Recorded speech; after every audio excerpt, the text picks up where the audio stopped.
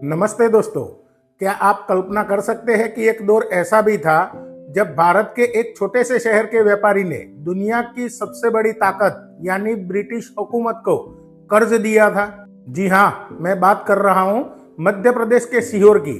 आज से ठीक 109 साल पहले यानी 1917 में जब अंग्रेजों का सूरज कभी नहीं डूबता था, तब सीहोर के एक रईस सेठ जुम्मालाल रूठिया ने ब्रिटिश सरकार को 35,000 रुपये का कर्ज दिया था। जब भोपाल की नवाब सुल्तान जहां बेगम के बाद सेठ जुम्मालाल अमीरों की सूची में दूसरे नंबर पे आते थे। वक्त बदला, 1947 में अंग्रेज देश छोड़कर चले गए, लेकिन रूठिया परिवार का वो उधार आज भी बकाया है। सेठ जुम्मालाल की मृत्यु 1937 में हुई, लेकिन जाने से पहले उन्होंने वसीयत में वो तमाम दस्तावेज और लिखा पढ़ी अपने बेटे सेठ मानक चंद्र रूठिया को सौंप दी थी। आज उनके पोते विवेक रूठिया उन ऐतिहासिक दस्तावेजों के आधार पर ब्रिटिश क्राउन को लीगल नोटिस भेजने की तैयारी कर रहे हैं। अब आप सोच रहे होंगे कि 35,000 रुपये आज के हिसाब से क्या होंगे। विवेक जी के मुताबिक उस समय के 35,000 रुपये की वैल्यू आज के 10 करोड़ रुपये से भी कहीं ज्यादा है।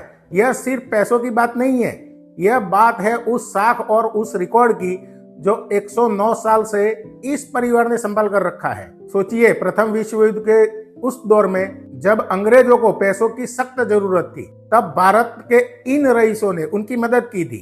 दस्तावेजों की वह फाइल आज भी उस समय की गवाह है जब सीहोर का डंका पूरे देश में बजता था। आज जब विवेक रूठिया ब्रिटिश क्राउन से अपना हक मांग रहे हैं, तो यह मामला अंतर्राष्ट्रीय स्तर पर एक मिसाल बन सकता है।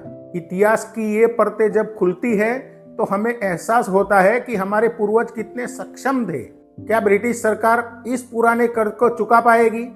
यह तो वक्त बताएगा, लेकिन सेठ जुम्मालाल की यह कहानी हमेशा याद रखी जाएगी। आपका इस बारे में क्या सोचना है, कमेंट में जरूर बताएं। मिलते हैं अगले वीडियो में। जय हिंद।